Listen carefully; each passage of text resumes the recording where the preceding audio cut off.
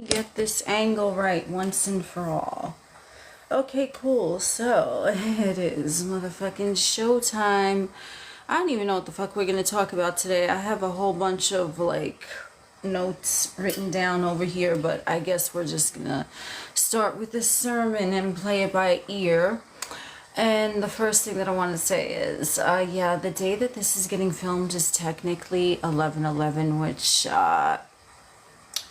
yeah, like the whole 8/8 Lionsgate shit, I'm like, what the fuck is going on here? Because it's just really another day. It's just your perception of the thing is that it is special, but if you remain true to your God self, you will know that every day is special and you don't need a specific portal, quote, quote, to manifest. So 11/11 really doesn't mean anything unless you're fucking saying it does, just like 8/8 doesn't mean anything unless you're saying it does. Hey, Shelly. Welcome to the chat, beautiful. Good to see you as always. I don't even know what we're talking about today, honestly. I just wanted to come on here because it's fucking 11/11. At least where I'm at, I know some of you might already be like 11/12, or as like they say in I think in England they say like 12/11. They put the date before the month, but I mean, you know, we in the US, that's how we roll. Aw, thank you. You're gorgeous, Shelly. Love you. Thank you for always joining and adding scintillating conversation to the live. Can I just tell you that legit how I went on a field day with looking up Bible verses, and you know, I always talk about the King James Bible verse.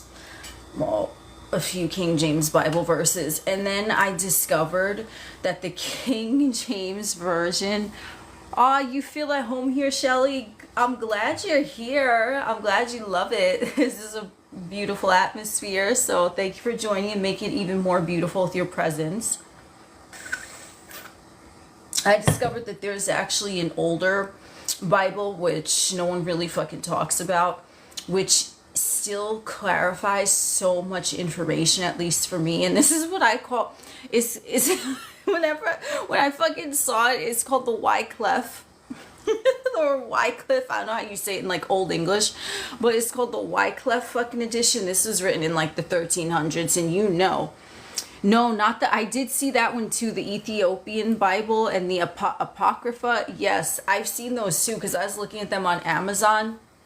But I saw the Bible, the Wycliffe edition, and it was written in the Middle Ages. And you know, I fucking love anything with Middle Ages because, ooh, Gospel of Thomas, holla. And the Book of Enoch, I looked into that one too. Yes, I did.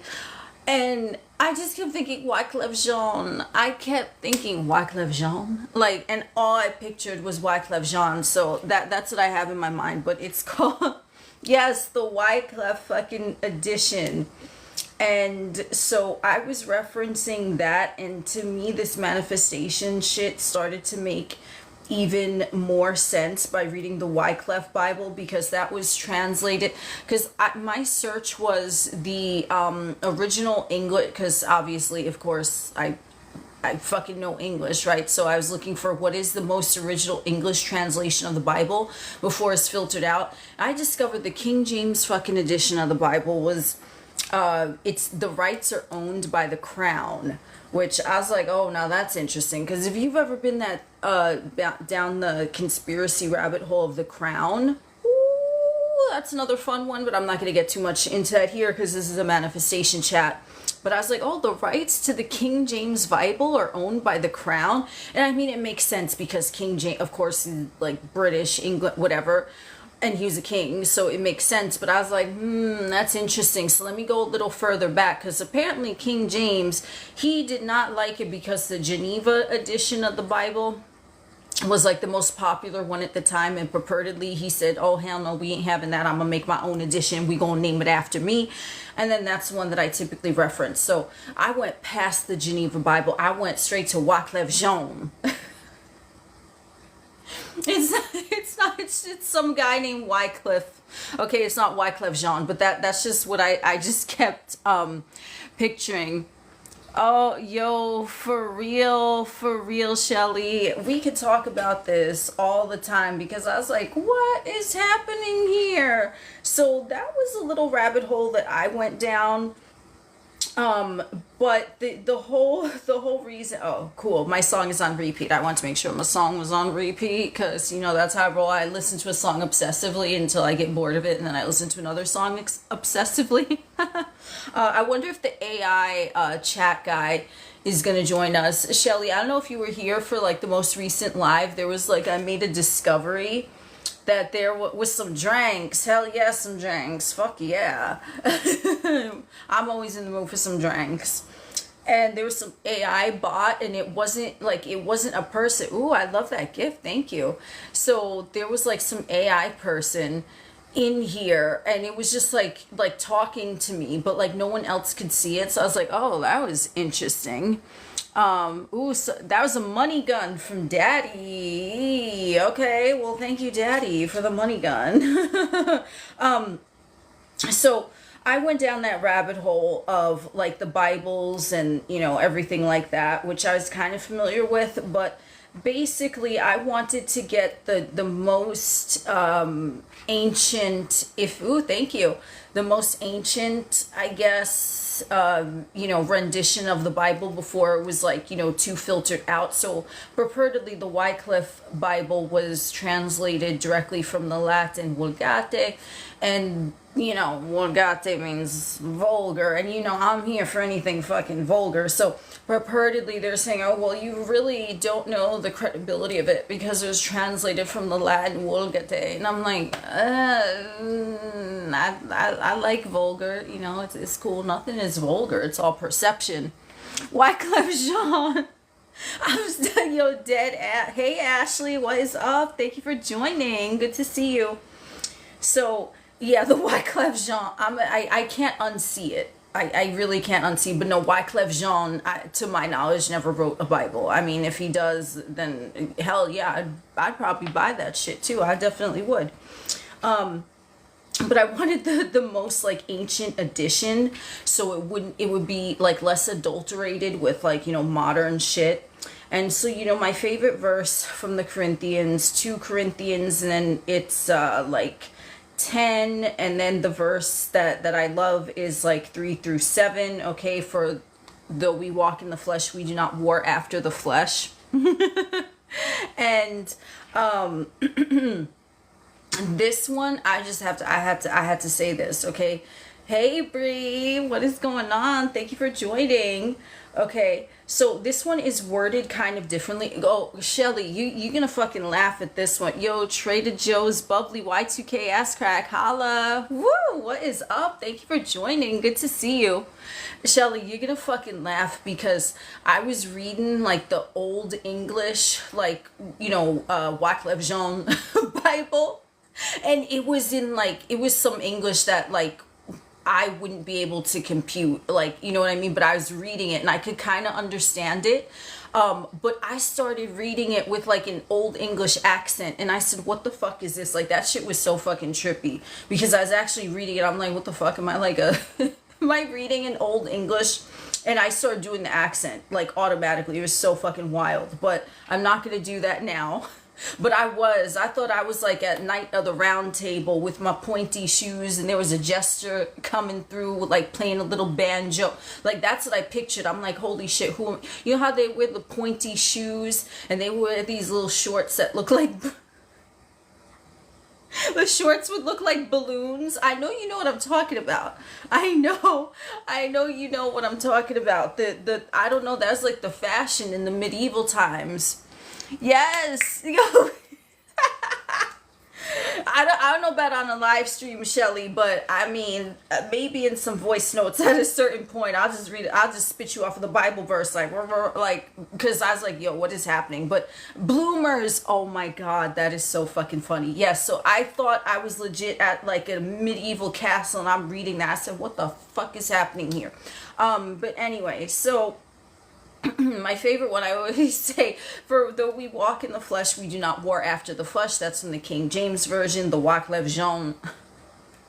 Mike Papillon edition says, okay, and listen, this is what made it click even more, okay? This is why I went back. I went way back. Time doesn't exist, but you know what I mean. I wanted like the original English translation that I'd be able to interpret.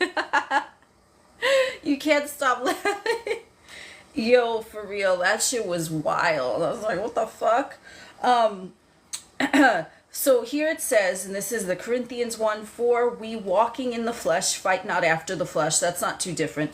But then it says, for the arms of our knighthood be not fleshly, but mighty by God to the destruction of wardings. And I said, oh. And then I said, wait, let me go vocabulary lesson here. Wardings in like the Middle English, I don't even know if it's older Middle English, 1300s, okay, late 1300s, when this Bible was written. For the arms of our knighthood be not fleshly, right? When the King James Version says for the weapons of our warfare, this says for our arms, which it means weapons, right? Especially in like the US, we already know that the right to bear arms, whatever the fuck, right? So, be not fleshly, but mighty by God to the destruction of wardings. And wardings means guards, okay? So, what I interpreted that as, and this is why I went into it, okay? Your weapons are not fleshly, but you're mighty through God by the destruction of the guard of the fucking ego. The warding, the guard, okay? So, if you're a knight, okay, which like, whatever you want to think of yourself as that, which I know that, like, side note here, Shelly, I don't know if you're gonna laugh at this, but I legit, in a past life, this is my perception, I was a fucking what are they called, a Knight of Templar. I know I fucking was, because as soon as I read this, I said, oh shit, I pictured myself on my horse with my fucking sword, and I was just like, whew, I was traipsing through the wilderness somewhere, okay? So anyway, so that kind of made it click. Yeah, Shelly, I want to know if we're on the same page. Same what, Shelly? Okay, so for the arms of our knighthood be not fleshly, but mighty by God through destruction of wardings, which is guard. So what that means is that you're destroying the guard that is keeping you away from your godliness, right? Because your higher self always is aware of everything. It has whatever it wants, right? But if you want to really get the thing done, you're not warring against the flesh. You're warring through your mental guards that are prohibiting you from experiencing that thing, which is my interpretation, the ego, right? Because we have the same page in the book. Hell yeah. Oh my God, for real. So that's what made it click for me, right? It's like you're not warring after the flesh, okay? Because, right, the weapons of our warfare are not carnal, but mighty by the destruction of wardings. And wardings in the Middle Ages times is guard. Your ego is guarding your path to the thing, to the all that is, right? Because if we want to even go into like this whole video game thing, as I also call it, like we went from fucking Knights of Templar and balloon shorts to like fucking video games and Matrix, but it's all good because time doesn't exist, so the past, the future is all going on now, right? So here we the fuck go. So the only thing that you're doing is really, and I don't even know if I want to use the word war because it's not that fucking serious, but the thing that you are warding is your guard that is prohibiting you from accessing that thing. Like that analogy that I always say, which of course everything is all connected, so that's likely why, you know, this fucking, you know, the way that it was worded like showed up for me, because I call the ego like a guard dog, like it's guarding it because it's protecting a story that's keeping you away from God, and that's why it is disturbed, okay? That's why it is, you know, fettered, when in reality you want to be unfettered, okay? The only reality is the one that you create in your mind, but you know what I mean, you ideally want to be unfettered, okay? So you're dismantling by way of your knighthood through God, through your God self, the stories that you have that are keeping you away from your godliness. Unfettered, holla. So anything that is causing a disturbance in you, you want to think of that as like a guard. It's guarding a particular story that's keeping you away from your godliness, because if you as a whole were in total alignment, conscious mind, subconscious mind, all that is, like with your godliness, the ego would shut up, because there's nothing to guard. It's just like, okay, you know, whatever, it is what it is, it's in alignment, and the ego agrees with that story, so it's not going to fucking offer a kickback. It's just going to be like, all right, whatever. So that's number one. And then this one, this is the thing that I said, oh snap, my favorite Bible verse, okay? And we destroy councils and all highness, hi, you know what I'm saying, wink wink. No, I'm joking. I don't think this is what they were talking about then. I think at this point, I don't know what they were doing. They were doing opium or some shit. Like, they were doing the raw opium plant. I don't even fucking know. Maybe that was this time, but I don't know what the fuck they were doing. But anyway, and we destroy counsels and all highness that higheth itself against the science of God, and drive into captivity all understanding into the service of Christ, which we know Christ consciousness, right? That's the way. Okay, Christ consciousness is the way. That's why Jesus, you know, if you want to think of that as like the quote that they say, even though it's, you know, was that a real person? I don't know, because I mean, hey, I wasn't there, you know what I'm saying?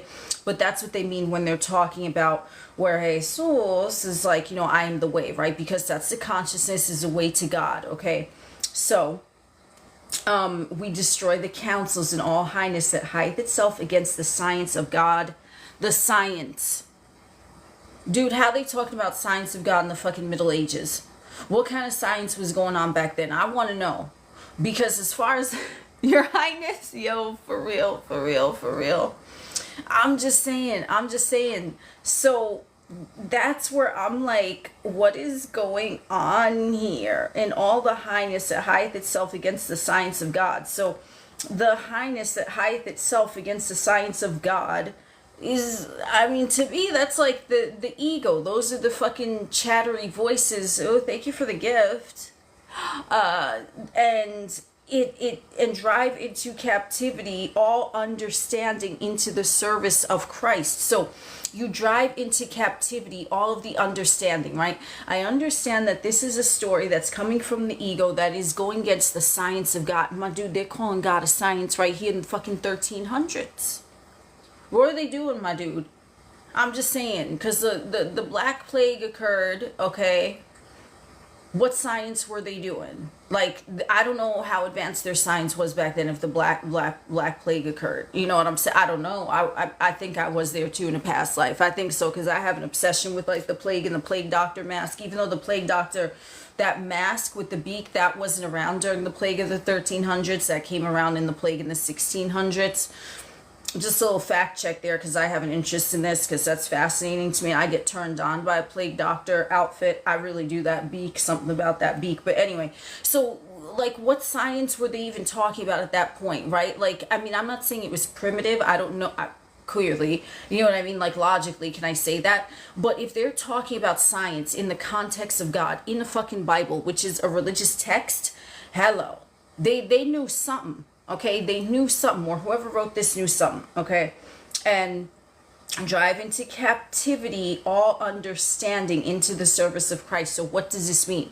You understand where it came from. You narrow it down. You say, okay, this is a story that the ego is playing out, but, you know, in my knighthood, whatever the fuck, I'm not going to allow these guards to prevent me from being the Christ that I am. So I am going to understand the science of God.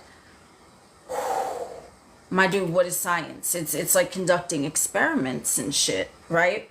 So drive into captivity all understanding into the service of Christ. So you understand things into the service of your own Christ consciousness, your awareness, and you say, okay, these were the guards that were set up. This is what was happening. I am going to now change this. I'm going to transmute this, because weren't they doing alchemy around that time too, where motherfucker turned, I think, something into gold? I forget what it was, but he done turned some shit into gold. I don't know what the fuck it was. Okay. Some dude, I don't know who it was, because I don't really have an interest in science, but when I saw Science and God with this, I said, oh snap, I gotta get me some more of that. So they already knew about the science of God. So they, at that point where you would think that it's not as advanced as it is now, they still knew something. Okay, just like if you want to look at ancient Egyptian civilizations, oh, but they didn't have modern things. Well, my dude, their science back then was fucking telekinesis. That's how they fucking moved the pyramids. I mean, in my opinion, I don't know for a fact because I wasn't there. I don't know. I had past lives in Sumeria and Canaan. Okay, I don't know about Egypt. I wasn't there, even not in a past life.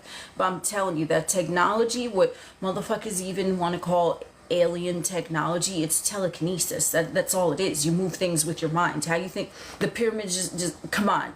The story that they said, how them motherfucking, what are they called, Moai on Easter Island, those big ass heads were dragged across. My dude, come on, we gonna believe that without modern tools? No. So their tools at that point are the weapons of our warfare are not carnal.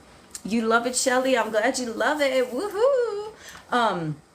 So think about it. Like, if you want to think of, you know, alien technology, to me it's just telekinesis. It's moving things with your mind. Okay, and it's written in this fucking book right here.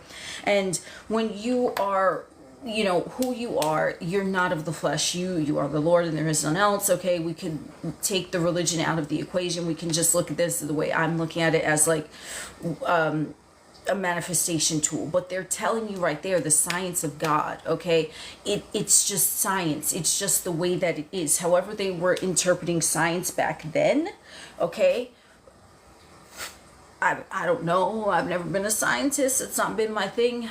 But we can understand that now, that it's the science of the mind, and it's quantum shifting. Okay, so you see that these blocks, these wardings are in your mind, and you're like, okay, my knighthood is saying, you know what, let me slay these demons, or whatever, war after, you know, the weapons of our warfare are not carnal. So we're going to put all of this into captivity. We're going to isolate. What is this that's keeping me from, you know, stepping into the full potential, being God on earth, in the earth matrix, whatever the fuck, okay?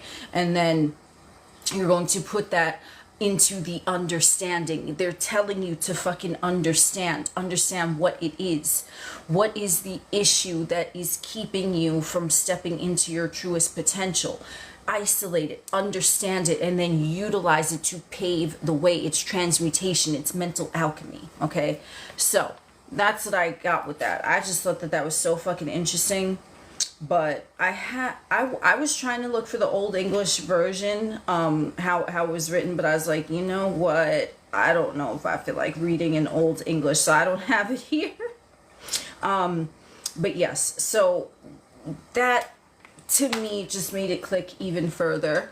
And it's really, they're not telling you that in the King James version, right? They're just kind of like, boom, they don't mention science of God, right? It's more like, oh, God is like a spiritual matter. But in this one, in the first purported English translation of the Bible, they're talking about the science of God. So why was that omitted? You know what I'm saying? Why is that rewritten? Like, I could, man, yo, who here, Shelly, you want to write a new Bible with me? We gonna write a new Bible, 2025 edition. And we'll translate it however we want. Okay, so whatever, yes, it's open to interpretation, but like, for me, I like to get to the origin of it. Yo, seriously, Shelly.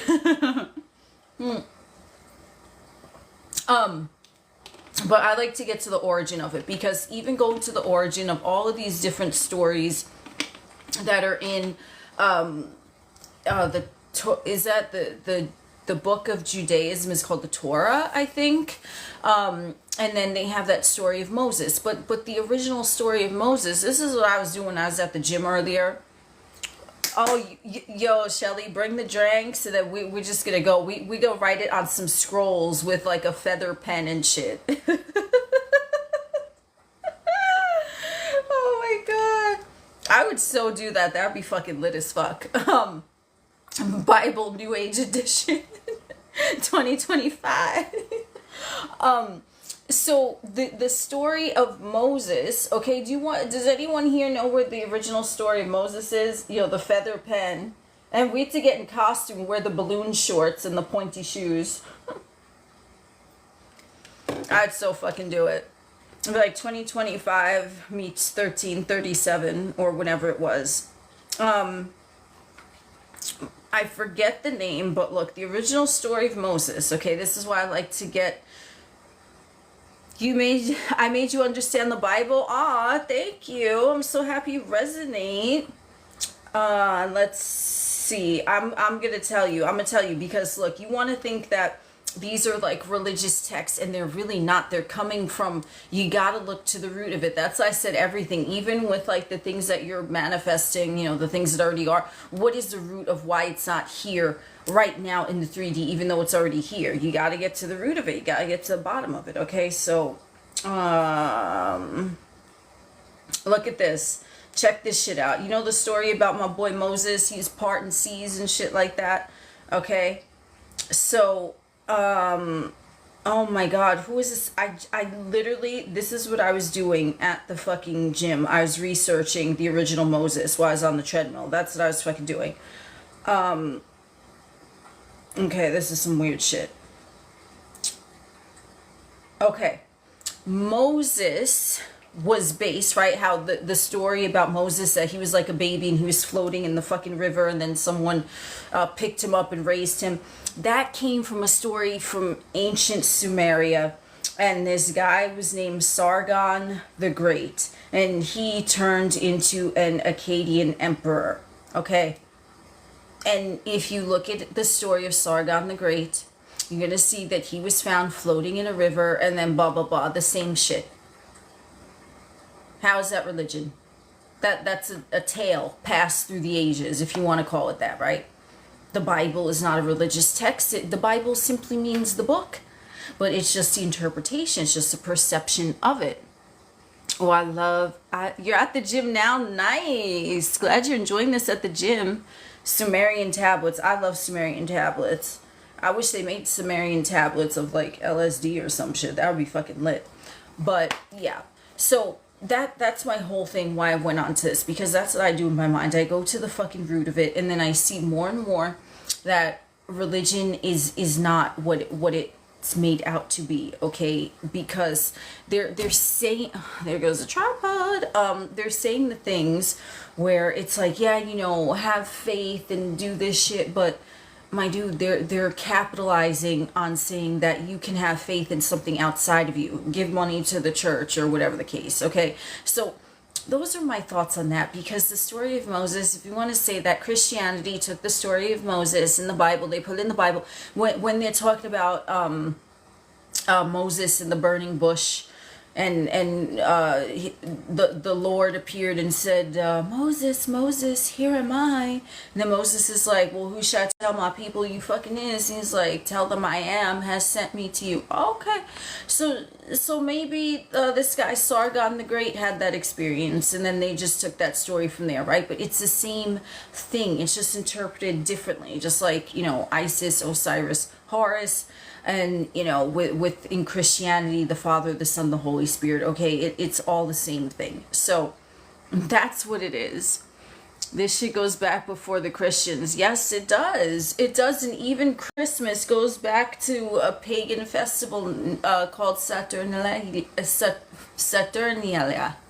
Okay, which I fucking butchered the pronunciation of that, but it was basically a festival that occurred around like quote Christmas time, like December, whatever, and it was centered around the planet Saturn because in the ancient times they thought the planet Saturn was the sun, and then because the days would get shorter, right, and December 21st is the solstice, like the, you know, the change, the, oh my god, the fucking shortest daylight of the year. Okay, but remember that was from the other calendar. I think it was the Gregorian calendar, and now we're in the Julian calendar. So that's, or are we in the Julian calendar now? I don't know, whatever, don't quote me on that because I ain't a fucking historian. But what I just want to fact check that. I don't want to give like false information, because sometimes Gregorian, come on, oh my god, Gregorian calendar. Okay, so it was in the Julian calendar. Okay, now we're in the Gregorian calendar. Which, who the fuck are these motherfuckers, Julian and Greg? Like, who the fuck said that you can dictate time? Time doesn't exist, but whatever, okay? So, back in the Julian calendar, like, the days changed. So, purportedly, December 25th was the day that, like, the sun stopped, like, is the shortest day of the year, but they thought that the Saturn was the sun, and then they had this festival called Saturnalia. Okay, so that's where that came from, and they would just eat and drink and give gifts, and there would be debauchery in the fucking streets of Rome and whatever. So that's where Christmas comes from. Okay, and the whole thing where they're talking about like even like Hollywood, deck the halls with boughs of holly, like that's an old fucking pagan tradition, my dude. Where you think Hollywood comes from? Because the Druid priests used to fucking use that in their rituals. They used to use wood from a holly tree, and then now they incorporate it into Hollywood, right? So where these ideas coming from? It's just all been out there for a while, but it's repackaged and remarketed. Okay, so it's like I could say, the McDonald's hash browns, which are fucking lit as fuck in my opinion, and then I remarket them, only I make them my way and I call them something else. Is it not the same thing? It's like the same idea. It's just I'm, calling it a different thing. Okay, so that's why I like to get to the root of the thing. But anyway, if any of you are interested, you really need to check out the fucking Wyclef Jean. It's not Wyclef Jean, but the Wyclef edition of the Bible, because that was like the oldest that was translated to English. So there we go. And it's just worded differently. Like, my dude, the science of God. I mean, if we really come back to this, right? Because what is science? I just think of like science experiments. So are you not experimenting when you're thinking about like the thing that you want, and okay, well, I had these results and they weren't what I wanted, but I did something else. I was able to manifest it at that point. Like, it's all, isn't it science? Like, you're kind of getting into the root of it, of saying, how did I think in this case? What were the results after I was thinking that way? How am I thinking now? What could potentially be the results that I get now, right? Wycliffe in the house. Oh my God, I love it, Shelly. I love it. Wycliffe. I want to see who this person was, though. John Wycliffe. Okay. 1382. Well, there we go. Okay. That was quite some time ago.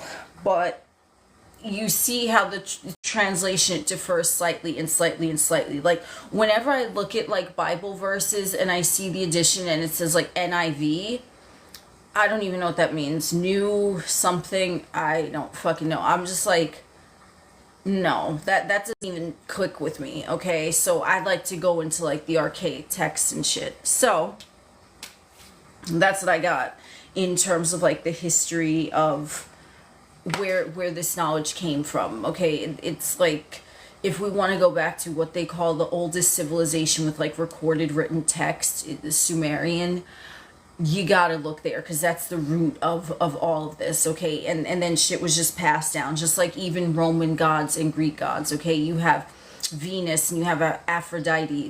They're the same thing. It's just they're called different things, right? Like, just like if there's like another country and they're calling, oh my God, in the UK they call the elevator the lift. It's the same thing, but they just know it differently, but it's the same thing. And all of this knowledge is the same thing. It's just shown differently. It was some live for the bill, some grind for the bill. Oh my God, yo, for real. Wyclef Jean has some good music. He has some really, really good music. I mean, hey, like I said, we need to ask him to help us write our Bible, Shelly, and just go fucking into it. And he could do some beats to it, so we could like drink and just get the feather pen with the quill and shit, dip it in the ink, and then have some drinks and have some beats. Oh my God. So, anyway.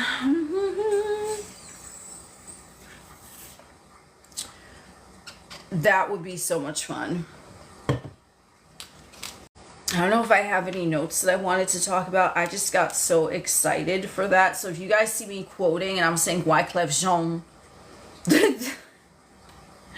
Wyclef Jean, I do want to make it clear, he did not write a Bible as to my knowledge, but John Wycliffe, not Wyclef Jean. That's how I'm gonna remember it. The guy who wrote the Bible in the 1300s was John Wycliffe, not Wyclef Jean. That's so fucking interesting though, isn't it? How their names are similar. But that's what you gotta do, man. You just gotta look at like anything that's keeping you from your desire. It's guarding a particular story that for whatever reason your subconscious is carrying, and then you kind of figure out through science, the science of God, let me deduce, let's isolate this story, what is this saying? Okay, what if I start saying the opposite? Would that have a different effect, right? Because it really is fucking science. I love the fact that I read that. But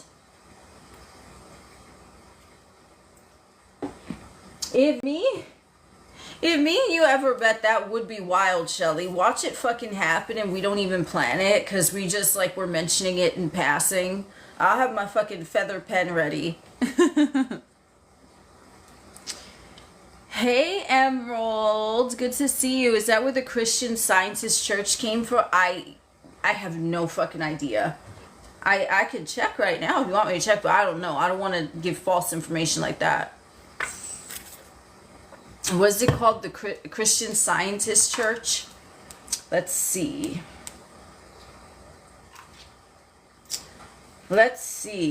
Christian Scientist Church.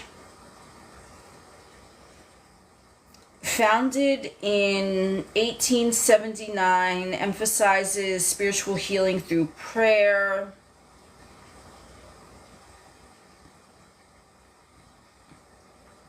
Church of Christ Scientist was founded in 1879 in Boston, Massachusetts by Mary Baker Eddy, author of Science and Health with Key to the Scriptures. Maybe someone is interested in reading that book. I don't know. I've never read it.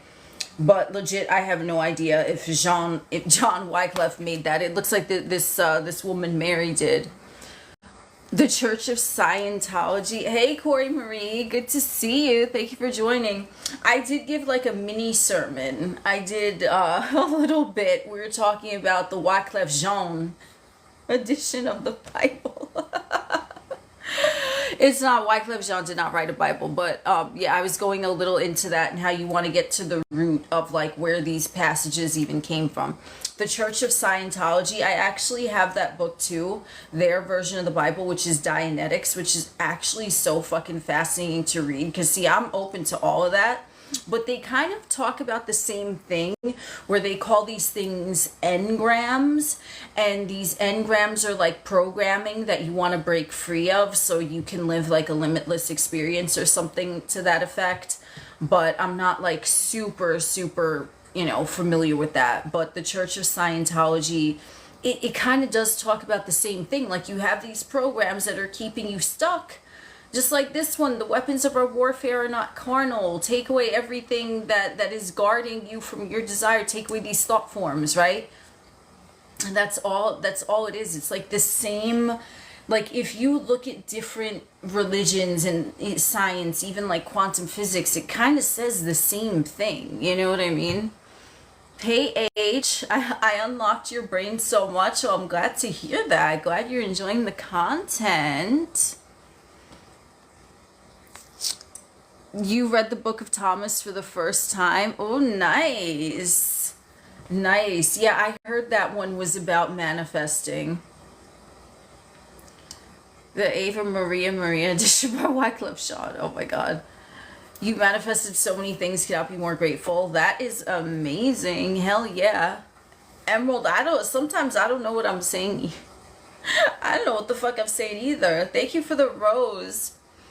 So all of these things are really just talking about the same shit. It's like, it's just in my opinion, even with Scientology, like I heard that you like, in order for like your engrams to be released or something, you have to like pay someone, and they call this person like an auditor, and then you like oh my god, there goes my tripod, I fucking love it. Like you audit your fucking mind or something, and then you have to pay them to like do that for you, which I mean, it kind of sounds like psychology, or like going to a psychiatrist or something, right? I mean, I don't know, I've not had that experience, but that to me is what it sounds like.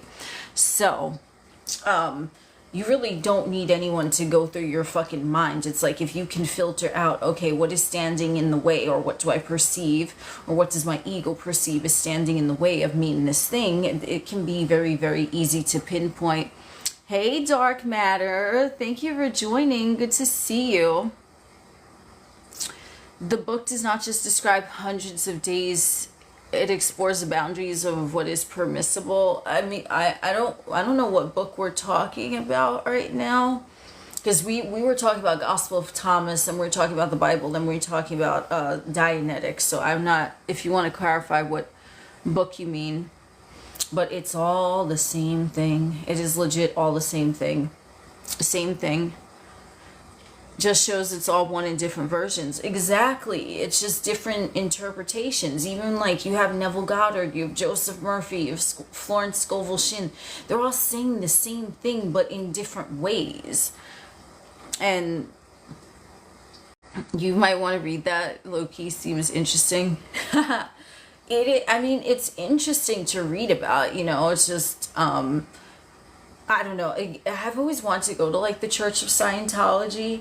I just to see what it's like, because I don't know if they let like outsiders in there, like if you don't have like an affiliation with them. I don't know if they're like super welcoming, but ooh, yeah, it is in movies. It's in so many fucking movies. Like you see it in like everything, like Interstellar, Lucy. I mean, it's just.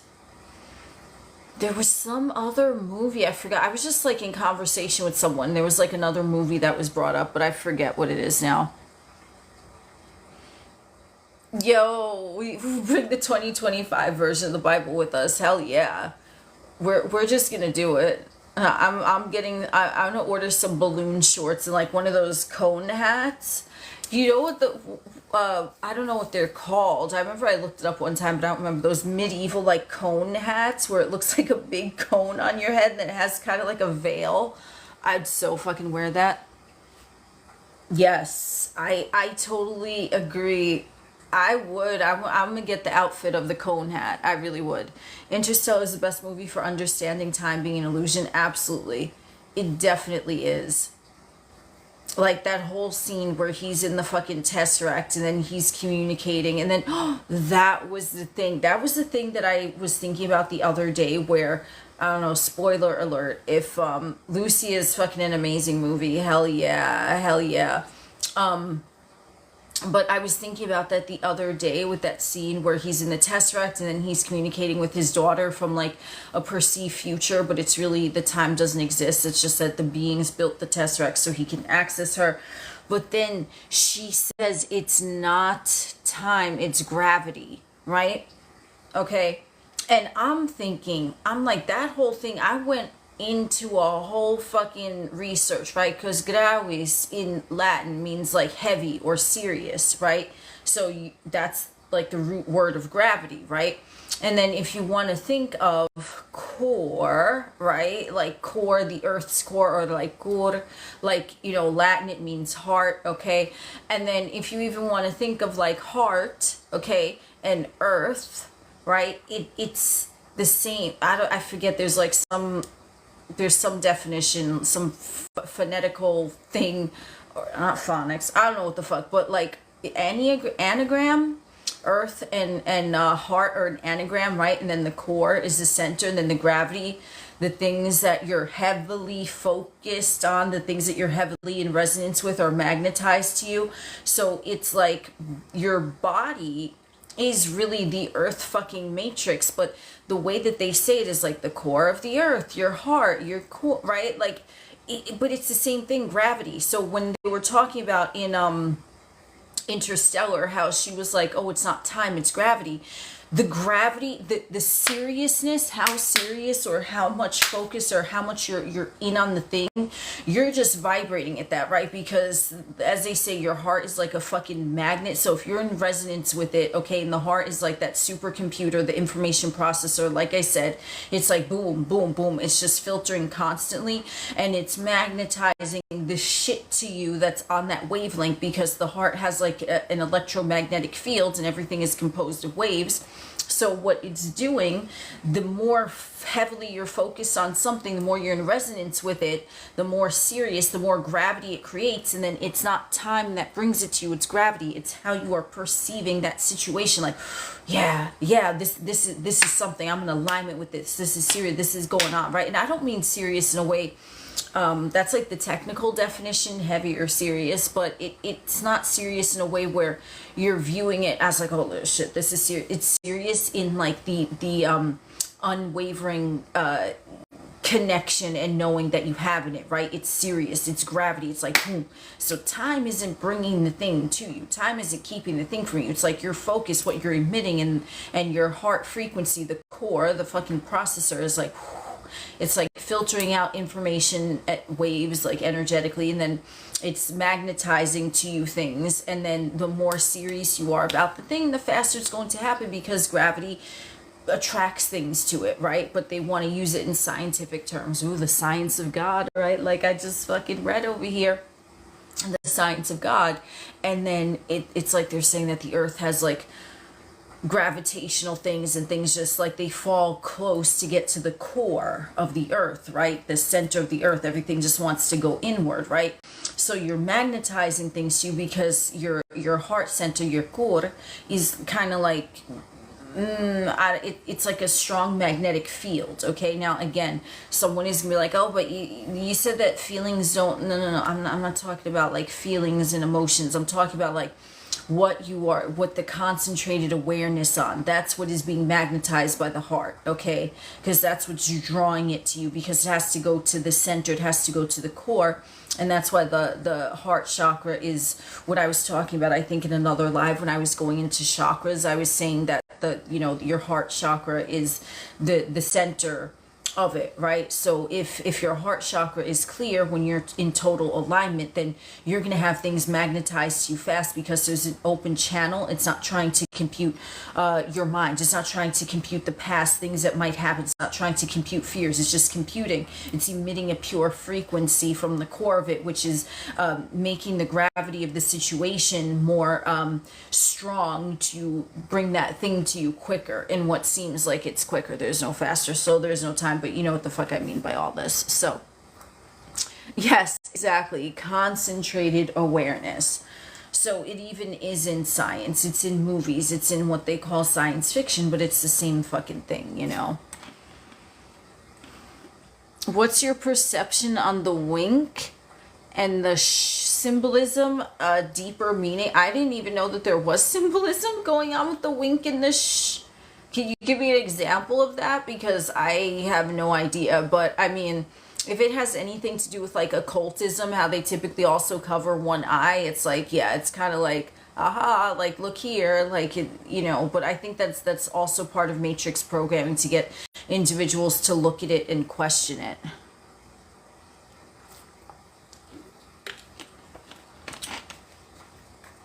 That's my perception, though. Distraction. I mean, a lot of people say that like things in the 3D are distractions, like with you know, entertainment, pop culture, music, or like what is trending on TikTok, right? Because if you're looking at these things, it's like you're not really being present in the moment, and you're not, quote, working on yourself. You're not thinking about, oh, you're not thinking about the shit that I fucking think about, going into Wyclef Jean edition of the fucking Bible. You're not thinking about that. You're not thinking about ancient Sumeria. I mean, unless you are, I don't know, that's lit as fuck. Probably you are in the chat thinking about things like that, but a lot of individuals don't. So congratulations. But yeah, like they say everything is basically a distraction. That's why we have all this stuff like news, pop culture, social media, all of that. What celebrity wore this? What celebrity said that? Like the whole fucking thing with the Diddy and the baby oil. I mean, you sure it could be a distraction, but a distraction for what? You know what I mean? It could just be out there entertainment.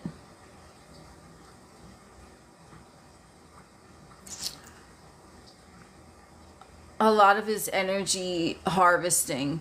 Well, you know what I've heard down the rabbit holes is that like concerts and like stadiums for like sporting events are like energy harvesting things, like the rituals and shit. I mean, I don't know, but I've been down that rabbit hole, so I mean, who knows, you know what I mean?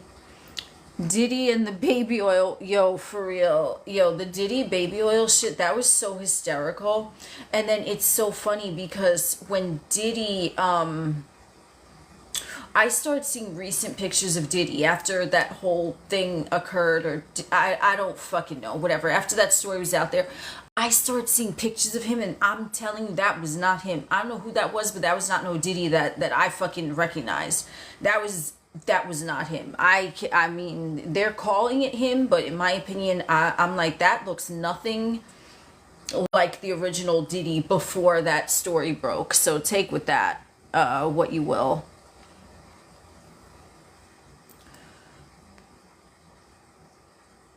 Oh my God, Kanye. Yo, definitely. I think Kanye is like some of the things that he says about like consciousness and things that are going on in Hollywood. I'm like, okay. I mean, but like, I think Kanye, I mean, if that even is a real person, I think like some of the shit that he says, I'm like, okay. I could see that, but like celebrities, whatever we want to call them, celebrities, mainstream individuals, they they do say things like that, right? Like, oh my God, if any of you have watched like Lady Gaga's fucking videos, oh, thank you for the roses. You are gonna see so much symbolism. I think I have a video on my YouTube channel from like years ago about the Lady Gaga video. And Lady Gaga, like Gaga was also like some ancient god or something. Like, so even that name is not really original, is it? Right? Like Lady Gaga, they're hyping up some ancient god, okay, named Gaga. But in her video, Alejandro, oh my God, the symbolism in that one, holy shit, okay? That's all I'm gonna say. That was like a straight pagan ritual. That is exactly what that was. That was a pagan fucking ritual. That's what that was, and there's nothing wrong with that. I could do a pagan ritual. I'm cool with it.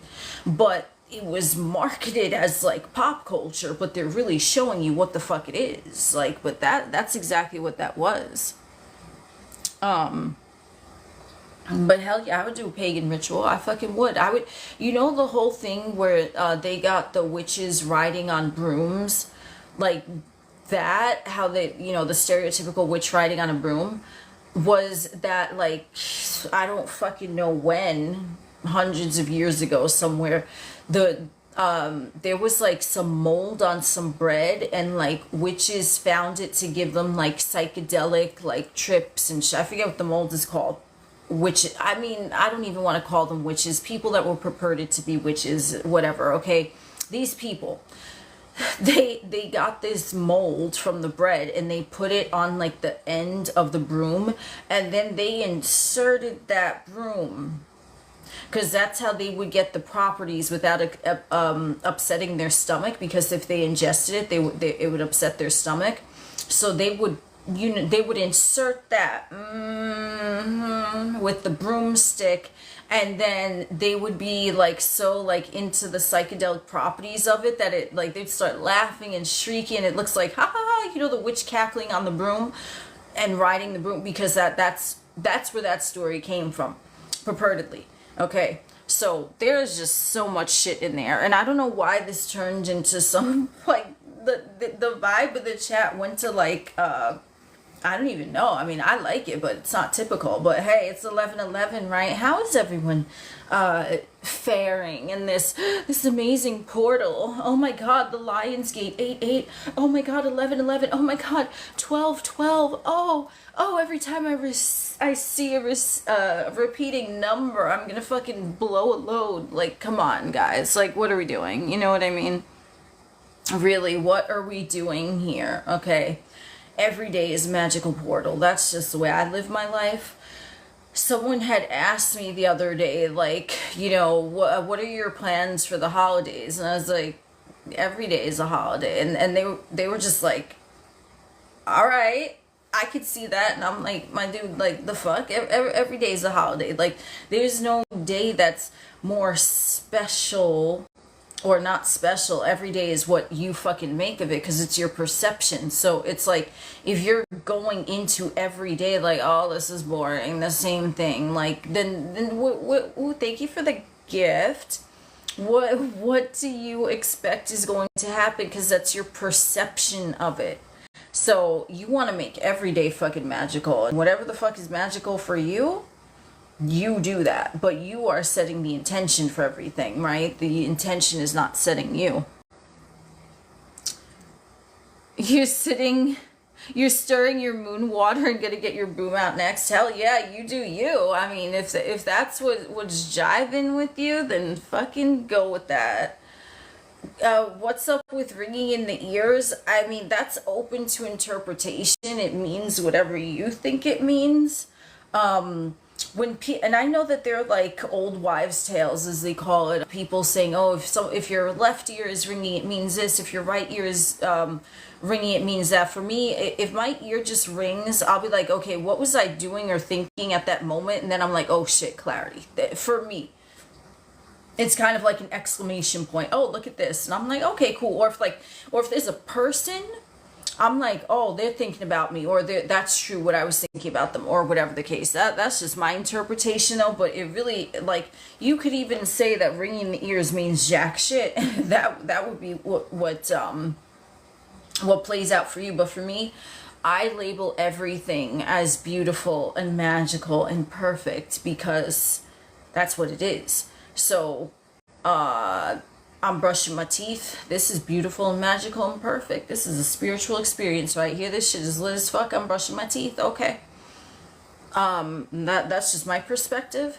So anything like that, even like, you know, what they say about with like the spiritual community, and if you start sneezing or yawning, I just fucking yawned, so that means something beautiful and magical. That means that I have my $20 million in a duffel bag. But yeah, like, they say that there are things for everything, but again, even with that, do you want to go based off of someone else's perception of it, or do you just want to be like, okay, what does this signify to me?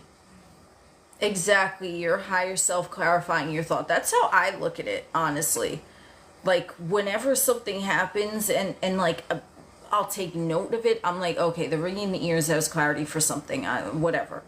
And then, of course, because I'm the operant power, I'm proven right with that, so it plays out to be true. But I would just automatically assign everything the most favorable meaning that you possibly can. Like, always. You don't want to ever assign a negative meaning to something. Because, like, why the fuck would you do that? Remember, be mindful that the arms of your knighthood are wielding off wardings, and you're understanding the science of God.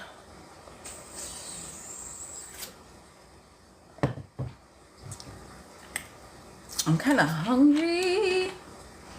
I feel like having McDonald's hash browns now. I wish McDonald's made the fucking breakfast sandwiches all day. Oh man.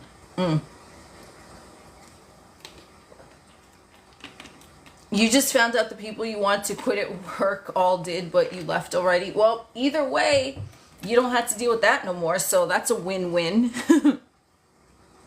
No matter what is happening, it's for your benefit. Precisely.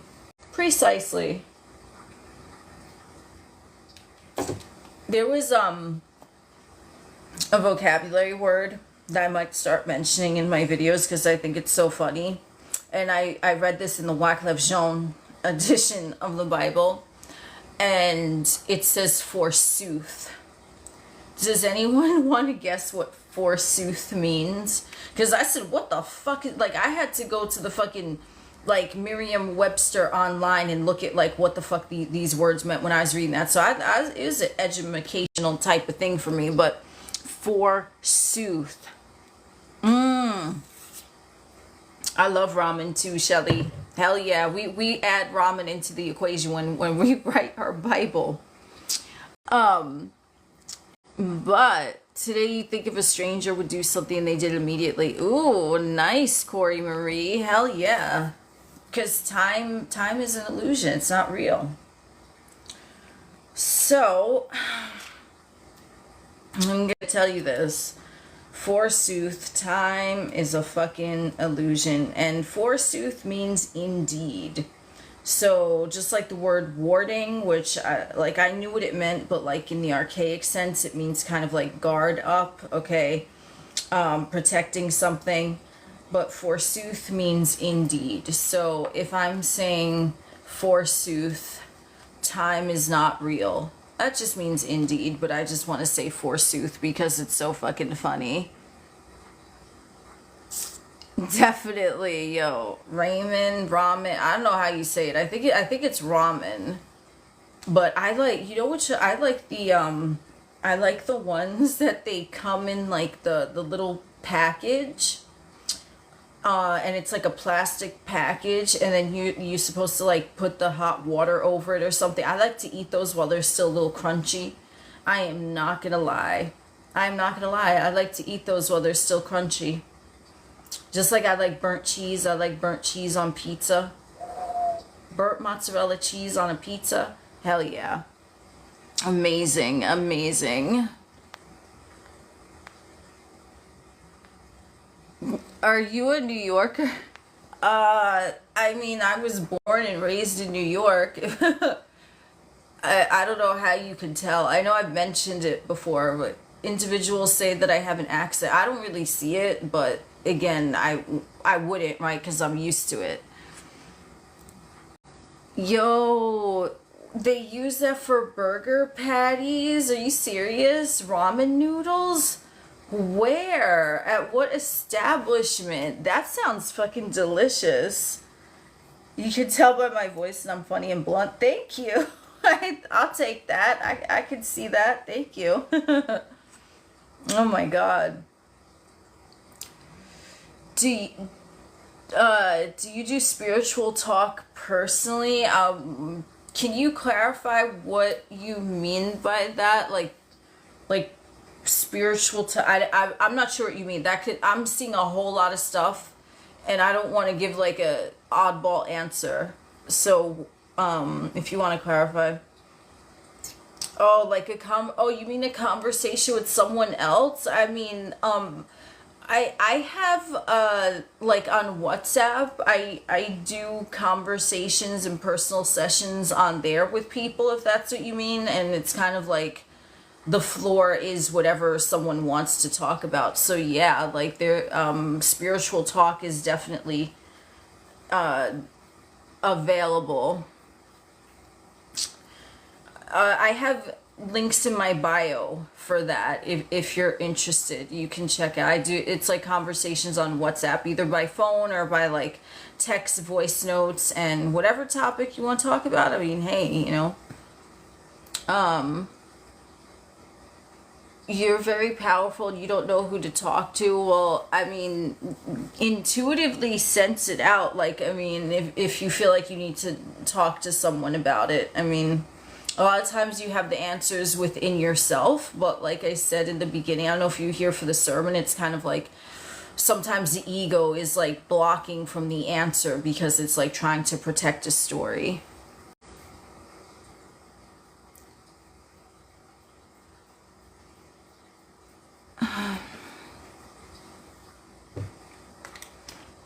I want to try the ramen burger.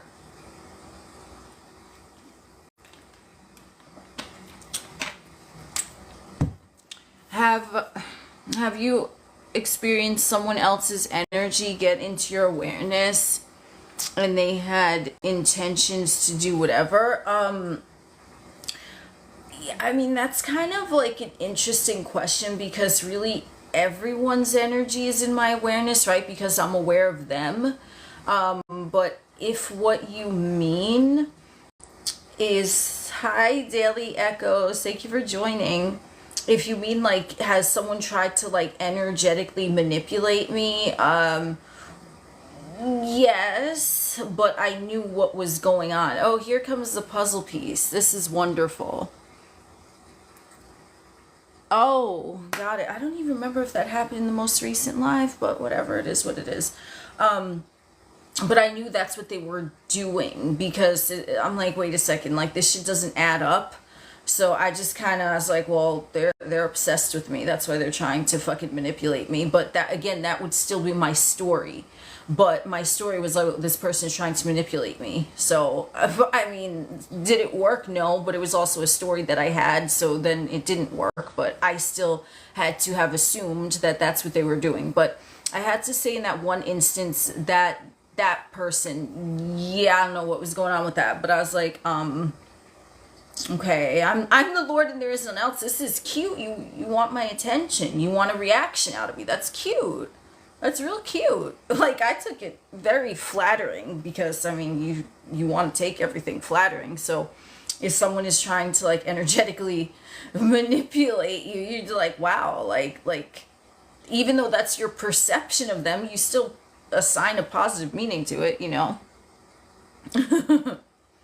Yeah, Corey Marie. I don't know if that's exactly what you meant by that question, unless I totally answered like from a wrong avenue of what you meant by that. But I think that's what you meant.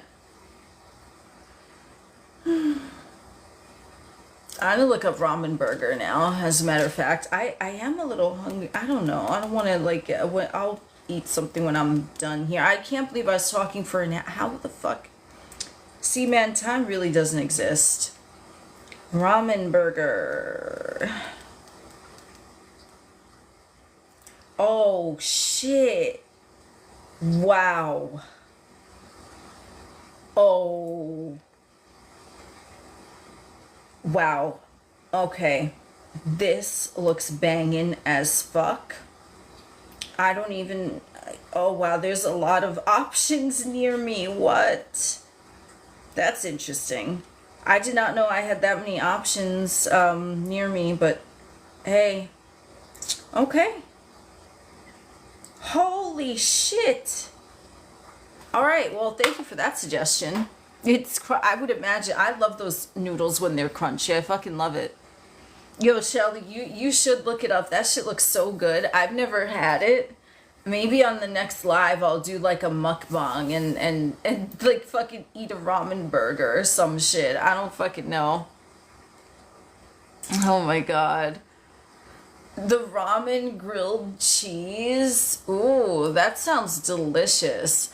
I mean, if I were to do a ramen burger, it would definitely be with like an Impossible Burger or something. Like if I were to make it myself, I don't know how they would do it in the restaurants. Hey Lakeisha, welcome. Thank you for joining. Thank you for the gift. Oh my god. Shelly, you want to live in New York? They don't have anything like that near you. I mean, I'm sure there has to be something, or if not, just make it yourself. Buy the ramen, buy the burger, and then put whatever the fuck you want in it. You know what I mean? It's your burger, but like that, ooh, that looks good. I also saw a lot of recipes, so if they don't have anything by you, definitely you can, just see if you want to make it, The last time we were talking about dinosaurs, I don't even fucking remember that. Holy shit, I do not even remember that. I don't remember a discussion about dinosaurs. I really fucking don't. Oh, there's a money gun again. That's a fun one. Thank you. But Oh, you binge watch my YouTube and now my live. Wow. Thank you for joining. Thank you for binge watching. I'm glad you enjoy the content.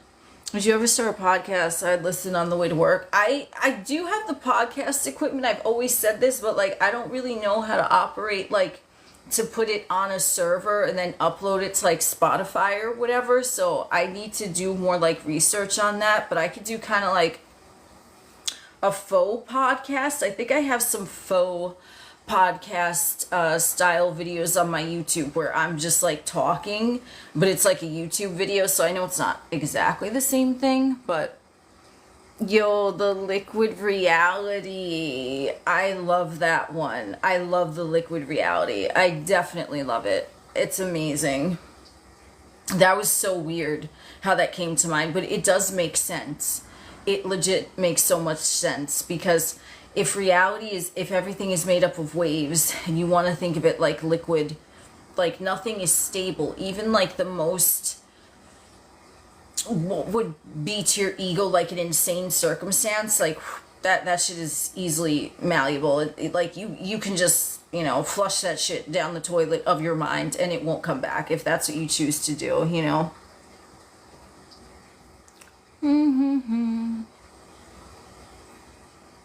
Yeah, it does, right? Because you're just in there like, okay, if nothing is solid, then this situation is also movable, but you have the perception that the situation is not movable. So that's why it seems unmovable, because you're the one that is creating that situation to be unmovable. Yeah, it's totally fucking wild when you really get into that stuff. It so is. And like I know that you guys have like these experiences of it too, where like you have had instantaneous manifestations and you're like, well, that's kind of trippy. And then it's like you get the more and more you get used to it, it's like, okay, this is normal. But still for me, I'm like, yo, whenever something like manifests in my reality, I still find this like air of like magic to it. I'm like, ooh, I like that. That was fun. Like, I love that shit. I'm like, show me more magic. Show me more, right? Like, that's just how I fucking roll. Thought transmission. What do you think about that? I have, a a video. I have a few videos on thought transmission on I think one of them is linked. I'm not sure if it's pinned to the top of his profile where I get like super in depth with that, but thought transmission is always happening because if you're the only observer, you're the only individual with like the operating power in the game to maneuver your character and everyone else is just kind of responding to you, then you want to think of it that way, that all of your thoughts, even though you might think that they're coming from you because you're thinking them, where are the thoughts? They're nowhere to be found, right? Because thoughts are also waves. So if you're thinking of someone or if you're thinking a situation, it's like that thing is now standing at attention in front of you and it's like, hey, what's up? Like, what can I do for you? And then whatever you're thinking about that thing is being projected onto that thing in the simulation, and then it's being reflected back to you, that which you expect of that person or thing. That's kind of like the super short version of it.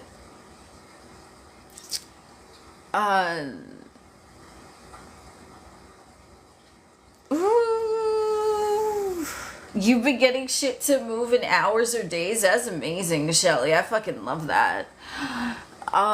Okay, you'll look because you feel like, depending on the situation, it's like, are they in your head? Well, you're the only thinker and observer, right? So if you're thinking, are they in your head? You're the one that's summoning them there because you're thinking about them, right? So it's like, okay, you're doing that. So are they in your head? I mean, they technically are whenever you think of them. So if it's someone that you want to be thinking about you, of course, because you're the only observer, you're gonna be like, well, yeah, they're thinking about me. They're always thinking about me. That's why I'm thinking about them. You're gonna assign that the best possible meaning because it's still you that's projecting that, right? But if it's someone that keeps popping up in your mind and you don't want them in your experience, you'd be like, no, they're already gone. They don't think about me at all because they're already gone. They don't even exist. Matter of fact, they never existed. Oh, reading your mind? Okay, thank you for clarifying, Lakeisha. Yeah, I mean, if you think someone is reading your mind and it seems like they are, you're still the one that's projecting that, right? Because if you're like, oh shit, they're gonna know that I'm thinking about a purple cow right now, right? You just put that out there. Like you place your awareness on purple cow. They think I'm thinking about that, boom, and they, are you thinking about a purple cow? Because that still came from you. I don't know how, like, if that makes like super a lot of sense, but that's how it works. Okay, so if you have a perception that someone can read your mind, then yeah, that's what's going to show up for you. Not because they actually are, but because you're projecting that they can read your mind, and then it's going to be proven true to you.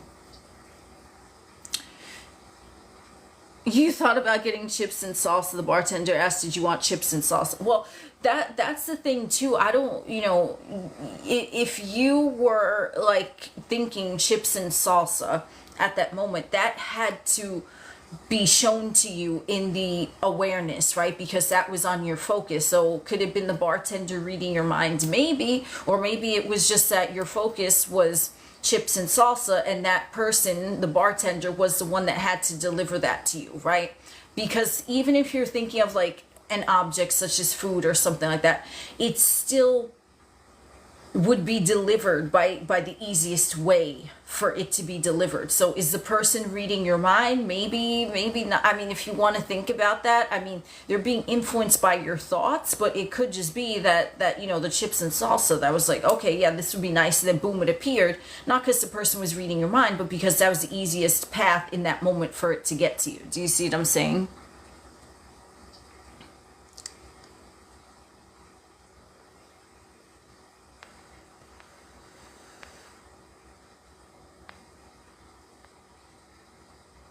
You can feel someone thinking of you. I'm just going back to like the comments here. If you can feel someone thinking of you, then that's still, I'm not saying they're not thinking about you, right? Because if you're saying they're thinking of you, then that's what it is. But in terms of like things like that, we're picking up on energies of other people. If we want to think of like the energetic atmosphere, like for me, I'm open to that stuff. Like, okay, this person is thinking about me right now, but it's still like I can sense their energy, but I'll interpret it that yes, they're thinking about me. And then that's the story that I'm gonna go with. So can it be possible that like, someone is thinking of me and then I'm picking up on it? I'm gonna go with yes, okay, and that's just my perspective. And then someone, is gonna be like, oh, but the law of assumption means that no one else can do anything in your reality. No, they can't do anything in my reality. But if I have an awareness that I'm picking up on energies from other people, that's the story that's going to play out for me, because I'm like, well, yeah, I can pick up on energy from other people, but I'm still going along with that story, so I'm still the one creating that, right? Compared to someone who's like, oh, well, I don't know. I don't know if you can really pick up anyone else's energy. Then they're not, because they're not going with that story. Do you see? It's always the meaning you give it. Exactly. Yeah, it happened regardless because you thought and decided you want it. Exactly. That's why that happened. Because you had it in your awareness that that's what you wanted, so boom, here it is.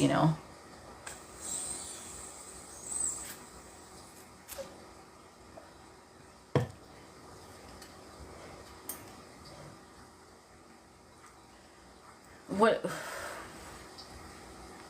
what if you're manifesting marriage and a particular person pops in your mind, but you want to keep your options open?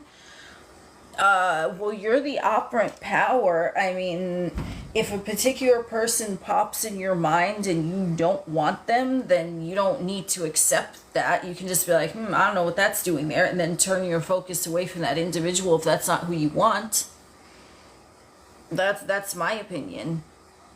But then it's like, why would that person pop into your mind? Like, you know what I mean? And do you have a story about that person as to why they would pop up into your mind, but you want to keep your options open? It's all your perception.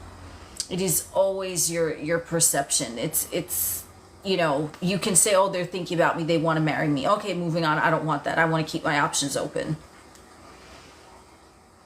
What's the advanced level of thought transmission application? I mean, I don't really know if there's like anything I would call an advanced level. It's just always happening. So I would just go with there's no, I mean, what is advanced to you, right? Like because it's always happening. So every time you're thinking of something, like whether it's a person or not, that it's still thought transmission. It's always being broadcast out. So if you are feeling like, you get more relaxed and you want to have like a conversation with the person in your mind and you feel relaxed in the shower, then maybe that's the most advanced method to you, because that's when you feel most relaxed, where you can have that conversation. But really you're having thought transmission with anyone whenever you think of them. It's just there. So it's like, I mean, I don't know, like if there's a certain method that works for you or puts you in that place where you're having like a thought transmission, I'm so relaxed, I know that this message was received clearly, then it's up to the individual. But really it's always happening, it's always happening. It's like, it's literally, well, I mean, not literally, because thoughts aren't literal, but it's figuratively like breathing. It's always happening.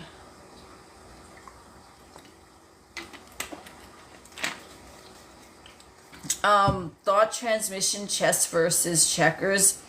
Again, to me, I don't think that there would be an advanced level of thought transmission, because it's always happening. So how could it be advanced or not? Like it's always a current that's flowing, right? You think of someone, you think of something, okay, I mean, you want to project what you want onto the person. So an advanced level of that for me would be, just don't think against what you want that person to do.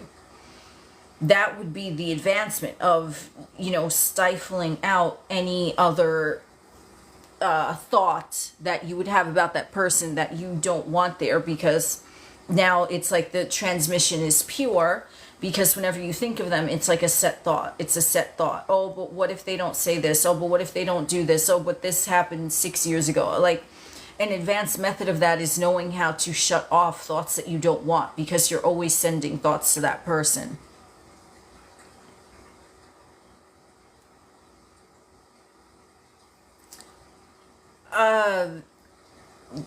If you mean creativity in a situation, how you want it to unfold, I mean, you could write a story in your mind. I mean, like if you want like an exact layout, like you would just go in with that scene, like you're directing a movie, and then you can add whatever you want into that. You know what I mean? That's really what that is. I mean, but I don't know if I would call that advanced. It would just be more, I mean, in my opinion, that's not, it's like just adding details. So if you want to add details to like saying this is going to happen on a certain day and then this, it would just be kind of like having a conversation in your mind. I wouldn't, the thing that I would recommend with thought transmission, you just don't want to think anything against what you dictated.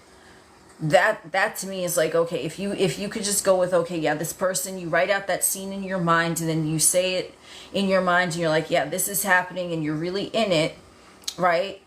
Then that's it. And how, you're just going in, right, with all of the details. But then if a opposing thought comes up, or when is it going to happen, or how's that going to happen, you'll just be like, no, it's already happened. It's done, right? Because once you think of something in your mind, it's done. Like, there's nothing, to really do aside from not think against it. There's nothing to, as long as you're not thinking against it, you can get detailed. Yes, yeah, don't contradict it. So if you mean like not just like, oh, so and so is in love with me, I'm a multimillionaire, whatever, if you want something elaborate, then with the multimillionaire, it's like, how do you want that to be? Like, what does your life look like as a multimillionaire? If you want to add details with that, then yeah, do that. Or if you want, like, okay, you're married to the person, how did the wedding day go? You could like say the details. Oh yeah, we got married on this beach in so and so island, and then this happened. And I mean, it's the same thing. It's just you're adding details. It's like writing a story in your mind. That's just it, you know. It's writing a story in your mind. I mean, if that's something that interests you, you know.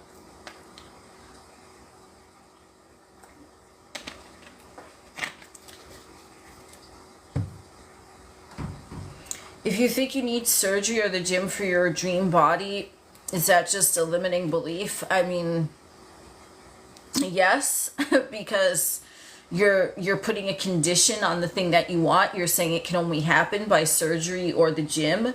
So if you believe that, then that's what's going to play out for you. So you would just want to go into, you know, whatever your dream body looks like to you as if it's already done. And you can just, you know, look in the mirror and say that your body looks the way that you want it to, or you can look at pictures of yourself. You could say this is how it looks, or you can say affirmations, or you could do a visual. This is how my ideal body looks, and just say I have my ideal body now. That's it. It's done. There's like nothing else to do, you know. But it's every manifestation method is the same. It's like really the biggest thing. Don't think against it. Like I said, you know, the weapons of our warfare are not carnal, because there is nothing in the flesh, right? The whole thing with the fucking arms of our knighthood are not fleshly. Like, oh my God, I fucking love it. Okay, so it's all in the mind. It's all a mind game. And it's a mind game that you're playing with yourself, and everything is a story. So like what we just mentioned with like the detailed thought transmission, I mean, it's like you're creating a story of how you want it to unfold. So that's what you go with. And then because it's enfolded in your mind, that's it. It has to happen. Whether it's one statement, whether it's an elaborate scene, it doesn't matter. You just say this is what it is, but make sure that's your end goal. You don't even have to, you know, you just say this is my end goal. You don't think about it again. That's still thought transmission, because the last you left that scene was, yeah, it's already done. Okay, I'm looking here. I'm not going to fuck with it. I'm just going to go do something else. Then it's already unfolding because you didn't get in that way. You just kind of let it be. You know, you let it cook in the fucking oven, as they always say. Exactly, Shelly. Don't take it so seriously, because any situation, even if it looks serious to the perceived ego, like if you're taking it seriously, then it's going to turn out to be set it and forget it. Hell yeah. It's just like you're making it more serious by your thinking that it's serious, when in reality everything is neutral.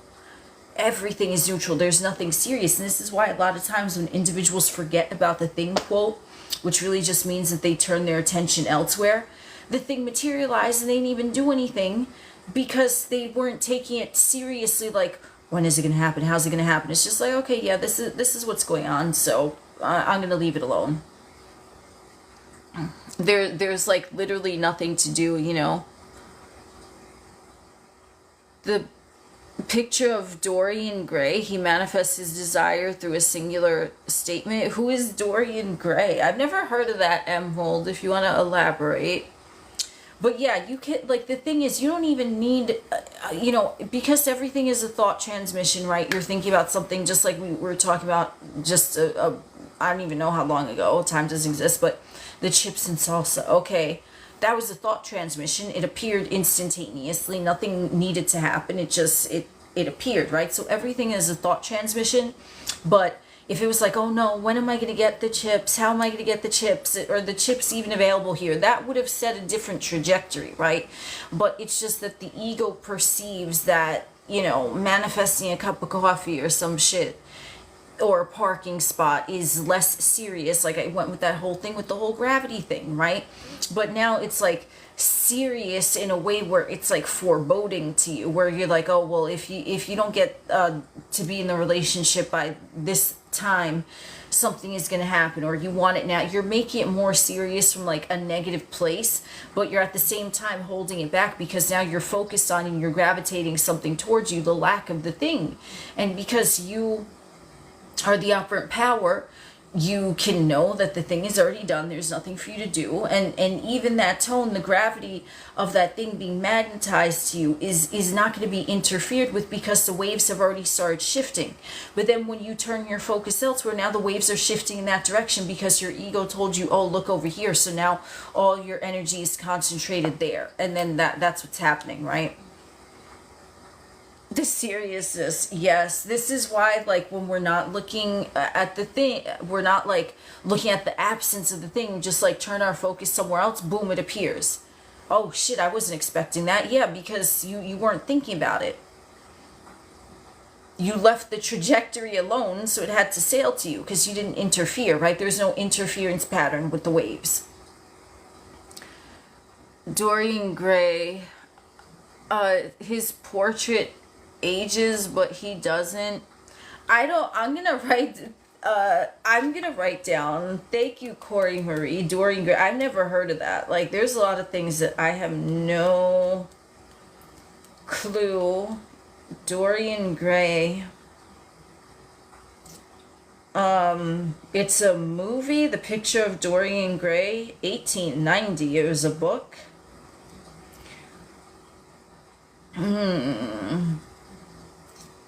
Oh, interesting. The Picture of Dorian Gray is a story about a handsome young man whose wish to remain eternally youthful comes true after he sells his soul for the portrait of himself to age and bear the weight of his sins instead of him. Oh, that sounds interesting. Interesting. Thank you for that recommendation. Travel Light. Hell yeah. Hell yeah.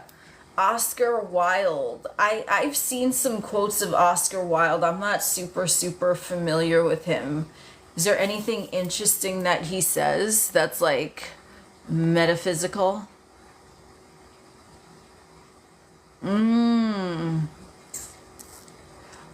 Oh, you wrote your essay for Oxford on it. That's why the book was on your mind. Oh, I remember what you said about your essay. Hell yeah. You know that essay came out so fucking lit. You already know it. So fucking amazing.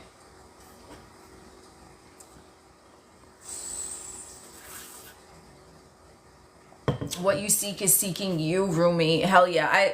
I agree with that one. I love Rumi. And then where he talks about the field and he's like beyond something of right doing and wrong doing, there is a field, I'll meet you there or something. Like, all of these people, you know a lot of shit. Or at least like their version of it, you know. Rumi quotes. How's that quote go?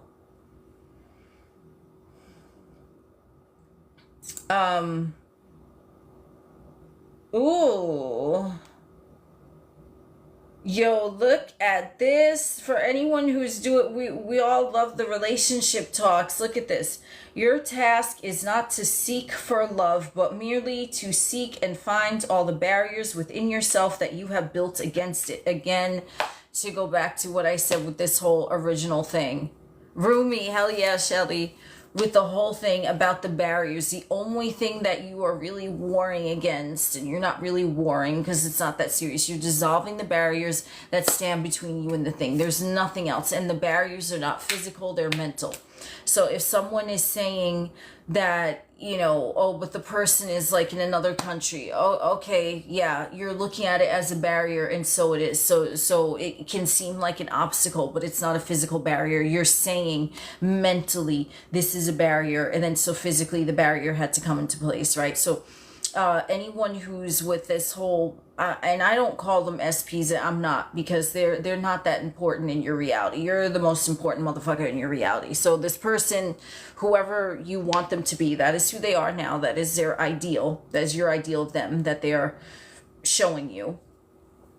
You're just going to start saying, this person is like this. But then if you have any barriers saying, oh, but they can't change, or oh, but this happened, but that happened, your task is not to seek love, as I just read. It's to remove the barriers that are preventing you from being in it. So those are the barriers. That's the fucking butt machine that I fucking talked about one time in one of my videos on here. I'm like, oh, but they did this. Oh, but they said that. Oh, but the 3D is not changing. Okay, those are the barriers. So you don't need to seek love. You just need to dissolve the barriers. That's it. And the barriers are the fucking stories. They are just empty vessels carrying our assumptions. That's true. They're like messengers showing you who the fuck you are. And like, especially in relationships, you know, like, it can be so fucking obvious because the other person in the relationship is like you, to the extent that you're like, wow, I had all this going on within me. And like, not that you necessarily wanted something negative to happen, but it's just like that intimate person, you can see what you have going on reflected, in my opinion, more clear than like a friendship. Even though, of course, friendships, co-workers, relatives, like, sure, they can reflect you to an extent, but it tends to just pop up with the relationships. And, you know, this is not to condone like shitty behavior or anything like that. Like, oh, well, that's you. So like, no, you didn't deserve that, but you had a barrier preventing you from accepting the love that was being offered, you know, between you and that person, right? Because it's the energy, but you had that wall up. So, and I mean a wall, like a mental fucking thing, right? You could have been like, no, but I was open to the relationship. Yeah, you were open, but you were also in the back of your mind saying that all motherfuckers cheat. So there was a barrier. I'm open to love, but all motherfuckers cheat. How's that going then? How you good? You know what I mean? So that was the barrier that was between you and that motherfucker, the story. And whatever the story is, that's the barrier.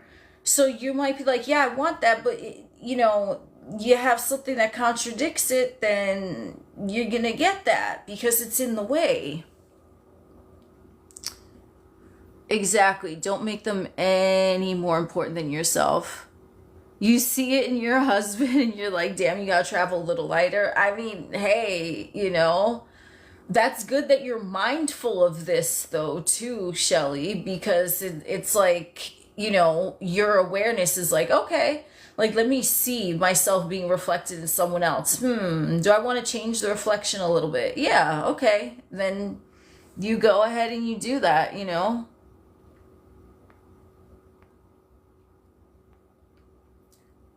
Dissolve the barriers.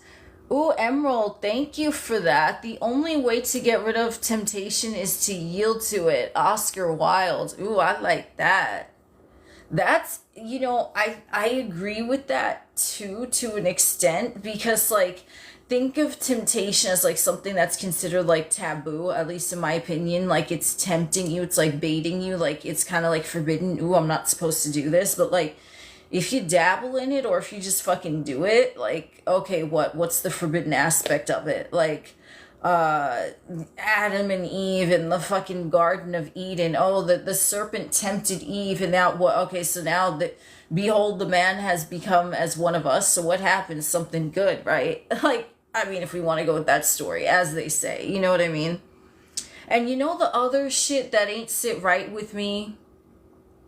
So just to get back to what I was talking about, like religion and the stuff, like, I'm like, this shit don't make sense, right? Like this shit, tell me this shit don't make sense.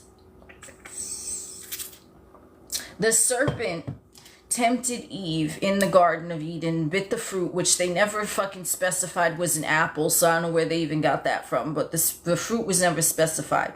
So she's like, okay, she gives the fruit to her husband, like, yo, this shit's kind of lit, right? Just like you might do, oh, this is tasty, here, boo, you want to fucking nibble, you know, whatever, okay, cool.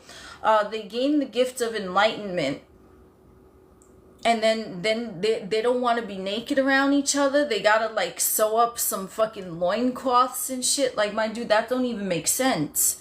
They're husband and wife. Who I need, because this I never even thought about the fucking gravity of the situation, right? I'm like, that don't even make sense, not even from a religious perspective.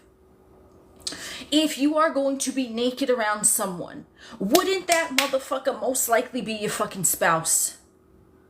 I mean, it wasn't like, oh yeah, I was chilling with the fucking homies and all of a sudden balls hanging. Like, no, they're married.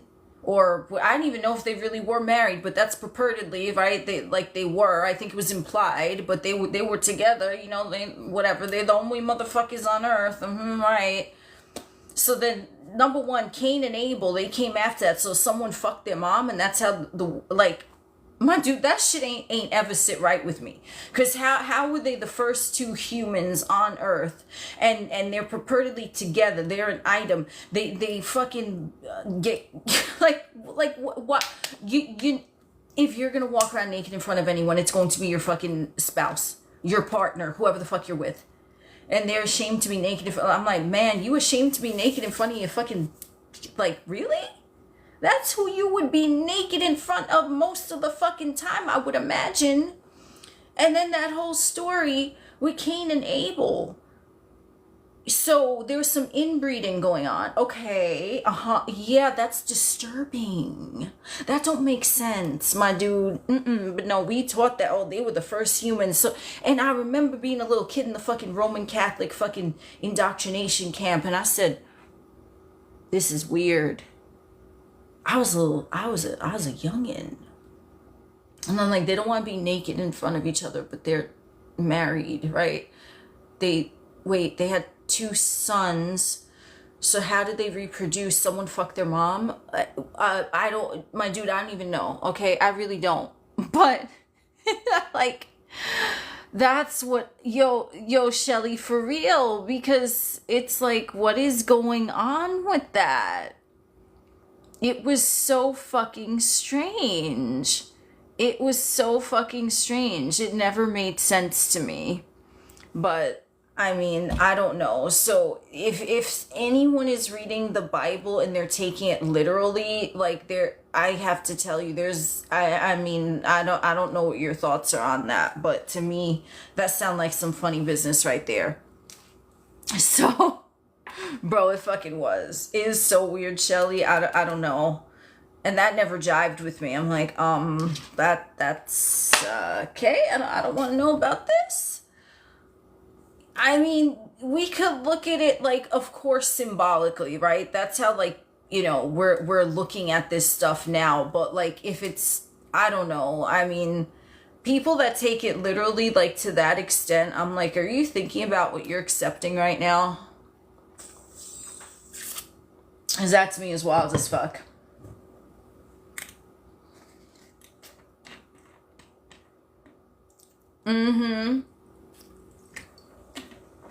At that point, you knew the Bible had to be metaphysical. Yes, because it's like, we're looking at a story where a husband and wife don't want to be naked in front of each other.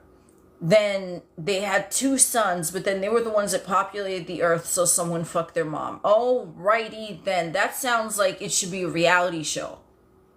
It sounds like it should be a fucking reality show. Like, I want to make a spoof reality show and have that theme and just make a parody of it. Like, hey y'all, this is what happened. In the beginning, someone fucked their mom. Like, my dude, yeah, I don't know what the fuck. Definitely. So fucking... Yo, serious. Yo, Jerry Springer entered the fucking chat. Oh my god. Do you know that I watch clips of that fucking show on YouTube, and I'm just like, it's great. It's really great. It's fucking amazing. The shit that they would have on there. And you know what became, like, to me, the new Jerry Springer is Dr. Phil. I'm like, wow. Like, I'm like, what is happening here? But it's like a toned down Jerry Springer. And they market it as like psychological help. But I'm like, what is going on, Dr. Phil? What is happening? Like, it's all for entertainment. those shows are super entertaining. They truly fucking are, but I'm like, wow. Yo, Dr. Phil, I'm like, I can't, to me, I'm like, people are really taking this as like a serious show. Again, with the word serious, like, they're really taking it seriously. They're like, wow, okay. I mean, goddamn, you know? It's fucking wild.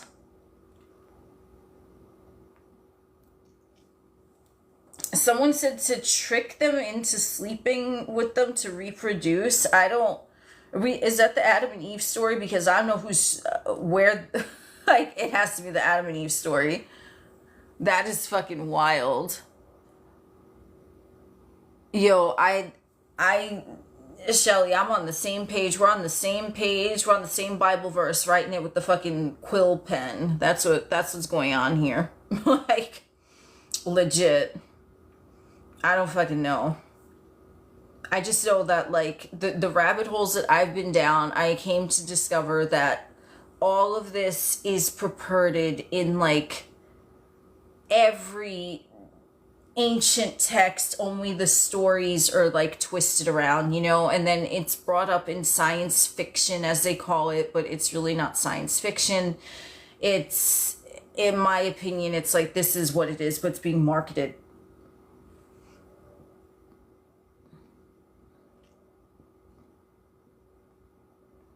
There's a story about the daughters and father living in a cave and they get him intoxicated to trick him into reproducing. That's a real story in the Bible. Oh my God.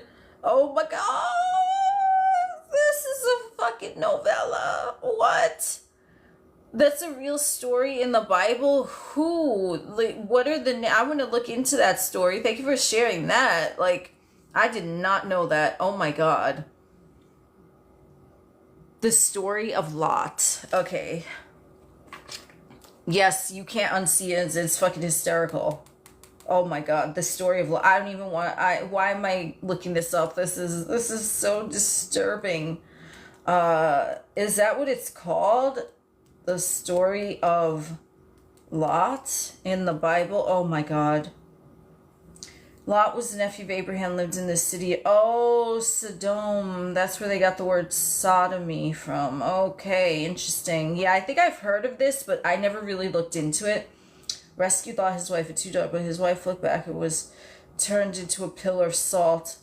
Fearing to stay in the small town of Zor, Lot and his daughters fled to a cave where, believing they were last people alive, his daughters got him drunk. Oh. Oh. Oh. I'm gonna have to read this in the Wyclef Jean edition, because I bet you that shit is gonna be mad fucking funny in the fucking Middle English accent that I did. What the hell? Bro, what is going on? What is going on? Oh my God. Wow, that is so disturbing. But yeah, definitely thank you, Moonlight's Apothecary 3. I don't know. I never know how to pronounce that word. Apothecary. I have no idea, but thank you so much. That was my entertainment for the evening. I have to look more into that.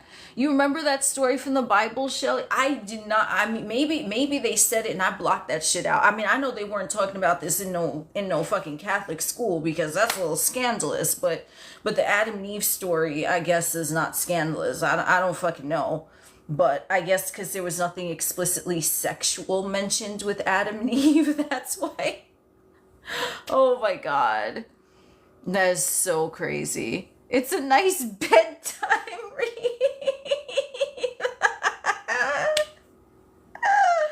Oh my God. Yeah, that's fucking amazing. You went to Christian school 10th grade, you had a Bible class. It was insane. Oh my God. I could imagine that. I mean, like 10th grade, like, because at that point you're like in the mind capacity to be like, okay, yeah, there's some weird shit. Whereas like if you're like super young, like some things are gonna go over your head. So like, oh my God, that is fucking wild. I don't, would you guys like me to read Bible verses and post them on YouTube so you can fall asleep to some bedtime stories? Oh my god. Whew. That high school was so weird. I'll bet it fucking was. I'll bet it fucking was. Oh, Shelly, should I do that? I fucking, you know what? Maybe. Then they always say to follow what the Bible says. Like, bro, that's some raunchy ass. That's like Dr. Phil, Jerry Springer. I mean, I don't even know who else like needs to come on here. I think who was the other one that used to have crazy? I think it was Maury Povich. Oh my god, he used to have some crazy shit on there too.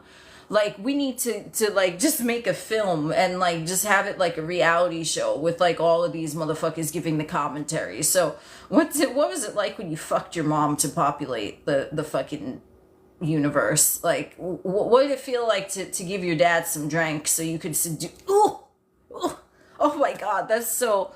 I mean, yo, Maury, yes, the Maury ones are so hysterical. And then when he would say, you are not the father, and then the dude would start like strutting. Oh my god, that shit was great.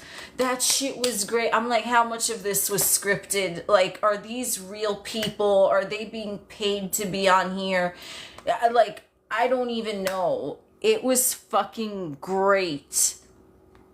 I really, yo, Ricky, oh my god, holy shit.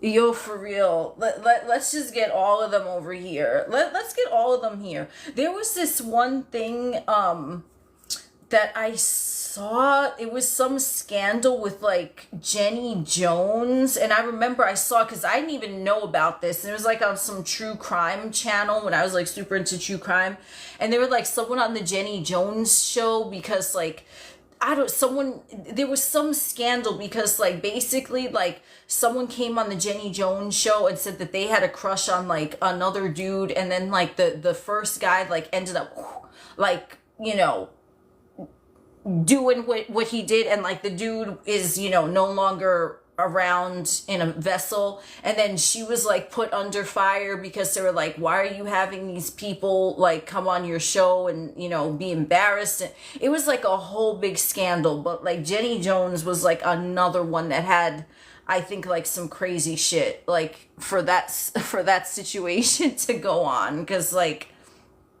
I don't know. Yo, Jenny Jones, I'm serious. I'm so serious. I was like, I didn't know Jenny Jones was wild like that. I mean, the Jerry Springer, I would say probably was like the most like, oh shit, but I'm like, there's no way these people are like maybe they're like quote real people, but I don't think they were.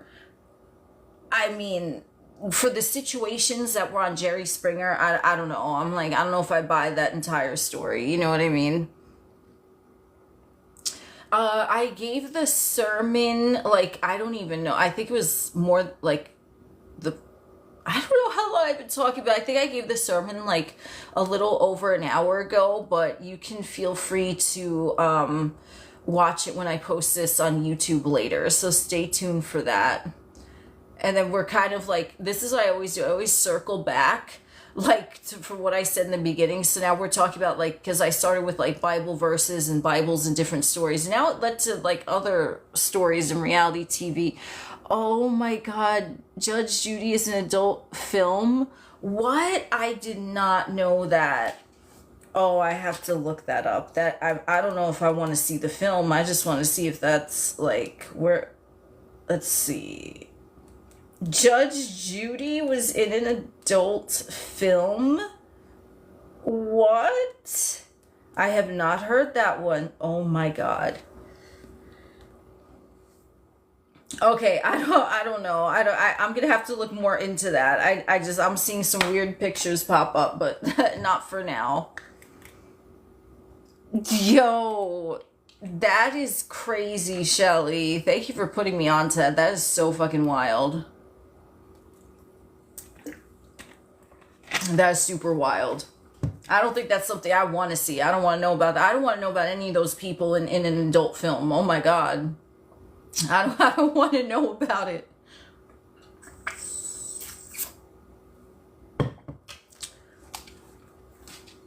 but I am getting super hungry. And I think I don't know how long I was talking, but like typically the lives go like super long, and I don't want to keep it super long because I want to get to upload it. So thank you all for joining, for the comments and the gifts and the likes and the shares and the conversations. Oh, like the sparkling ice drink is so good. Yo, I love this one. This is the kiwi strawberry one. They're so fucking tasty. They're so fucking tasty. But